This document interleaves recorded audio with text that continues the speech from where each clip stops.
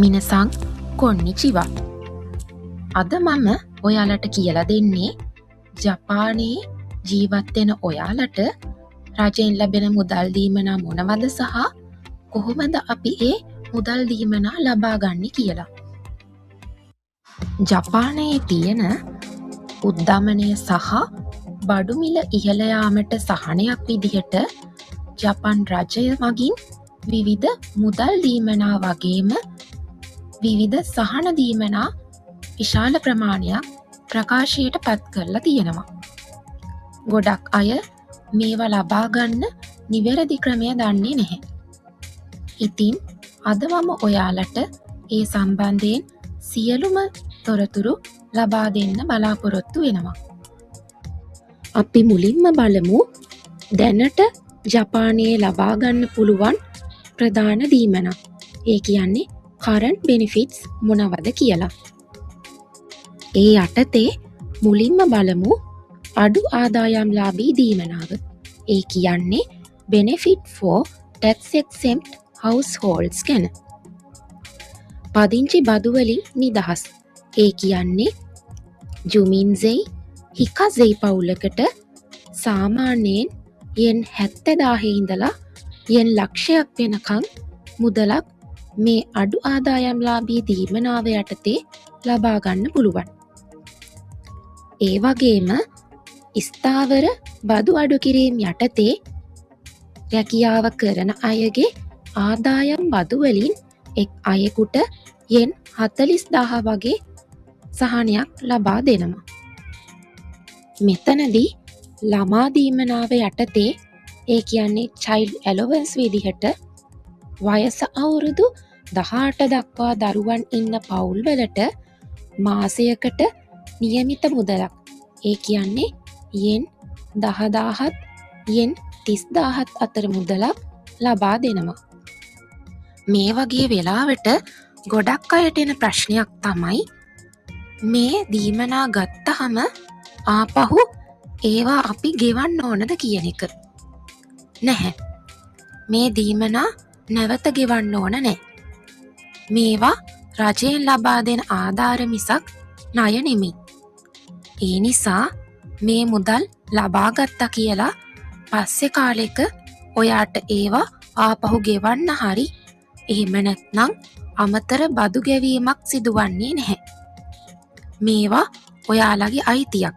ඒ නිසා ඔයාලට කිසිම බයක් නැතුව මේ දීමනා ලබා ගන්න අයදුම් කරන්න පුළුවන්.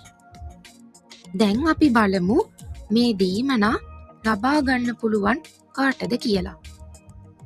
ඔයාලා මේ පහත සඳහන් වෙලා තියෙන ඕනෑම වීසා කාණ්ඩයකින් ජපානයේ නීත්‍යානුකූලව පදිංචි වෙලා ඉන්නවා නම් ඔයාලට මේ දීමනා ලබා ගන්න අයදුම් කරන්න පුළුවන්.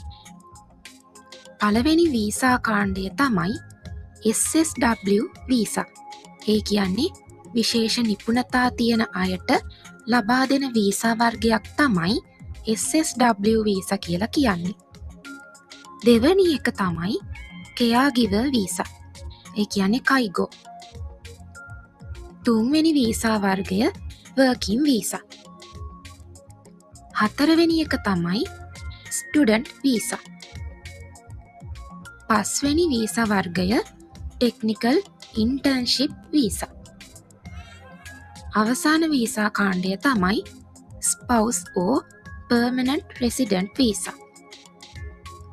මේ තියෙන ඕනෑම වීසා කාණ්ඩයක් යටතේ ඔයාලා ජපානයේ නීත්‍යානුකූලව පදිංචි වෙලා ඉන්නවා නම් ඔයාලට මේ රජයෙන් ලබා දෙන ආධාරවලට අයදුම් කරන්න පුළුවන්. දැන් අපි බලමු කොහොමද මේ දීමනා ලබා ගන්න කියලා. ඒ කියන්නේ කොහොමද ඔයාලා මේ රජයෙන් ලබා දෙන දීමනාවලට ඇප්ලයි කරන්න කියලා. ඔයාලට පියවර 4ක් යටතේ මේ දීමනාවලට ඇප්ලයි කරන්න පුළුවන්.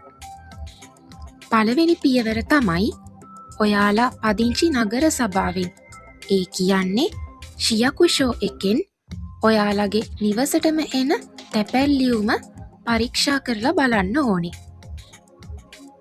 දෙවනි පියවර තමයි ඒ තැපැල් ලියුම ඇතුලේ තියෙන අයදුම් පත්‍රයේ ඔයාලගේ නම, දුරකථන අංකය වගේම බැංකු ගිණුම් විස්තර පුරවන්න ඕනේ. තුන්වෙනි පියවර තමයි ඔයාලගේ සයිරියෝ කාඩ් එකේ වගේම බැංකු පොතේ, ඒ කියන්නේ පාස්බුක් එකේ කොපි එකක් මේ ඇප්ලිකේෂන් එකත් එක්ක ඔයාලා අමුණන්න ඕනේ. හතරවෙනි සහ අවසාන පියවර විදිහට ඒ ලියුම් කවරේ ඇතුළෙම තියෙන රිටර්න් එන්විලොප් එකේ දාලා ඔයාලා ෆිල් කරපු ඇප්ලිකේෂන් එක ආපහු තැපෑලට යොමු කරන්න ඕනි. මෙන්න මේ පියවර හතරෙන් ඔයාලට දීමනා ලබා ගන්න ඇප්ලයි කරන්න පුළුවන්. තවත් දෙයක් තමයි ඔයාලා ජපන් රජයෙන් ලබා දෙන මේ ආධාරවලට අයදුම් කරනකොට මතක තියාගන්න ඕන වැදගත්ම කාරණාවක් තියෙනවා. ඒ තමයි මේ ජපන් රජයෙන් ලබා දෙන සෑම දීමනාවකටම අයදුම් කළ යුතු අවසාන දිනයක්. එහෙම නැත්නම් ඩෙඩ්ලයින් එකක් තියෙනවා. ඒ නිසා ඔයාලට ඔයාලා පදිංචි නගර සභාවෙන්, ඒ කියන්නේ ශියකුෂෝ එකෙන් ඔයාලගේ නිවසට එන තැපැල් ලියුම ලැබුණ ගමන්ම ඒ අවශ්‍ය විස්තර ෆිල් කරලා නැවත රිටර්න් එන්විලොප් එකේ දාලා තැපෑලට යොමු කරන්න ඕනේ. මොකද ඩෙඩ්ලයින් එක පහු වුණාට පස්සේ ඔයාලට මේ දීමනාවලට අයදුම් කරන්න බැහැ. තවත් දෙයක් තමයි ඔයාලට මේ ඇප්ලිකේෂන් එක පුරවන්න අපහසුයි නම්, මේ ඇප්ලිකේෂන් එක ෆිල් කරන්න දන්නේ නැත්නම් ඔයාලට Google Lens හරහා පරිවර්තනය කරගන්නත් පුළුවන්. එහෙමත් නැත්නම් ආයතනයේ ඉන්න සේවකයෙකුගේ සහාය ලබාගෙන ඔයාලට මේ ඇප්ලිකේෂන් එක ෆිල් කරන්නත් පුළුවන්. ඒ විදිහට තමයි ජපන් රජයෙන් ලබා දෙන ආධාරවලට ඔයාලට අයදුම් කරන්න පුළුවන් වෙන්නේ. ඉදිරියටත් මේ වගේ පාඩම් ඔයාලට ලබා ගන්න Sakura Japanese language institute YouTube නාලිකාව සබ්ස්ක්‍රයිබ් කරලා තියාගන්න කියලා ඔයාලට මතක් කරනවා. ඒ වගේම වීඩියෝ එක හොඳයි කියලා හිතෙනවා නම් ලයික් එකක් දාන්නත් අමතක කරන්න එපා.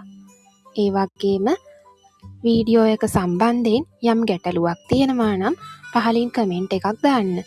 ඒ වගේම යාළුවන් අතර ෂෙයා කරන්නත් අමතක කරන්න එපා. මිනසං දෝමෝ අරිගතෝ ගොසයිමස්.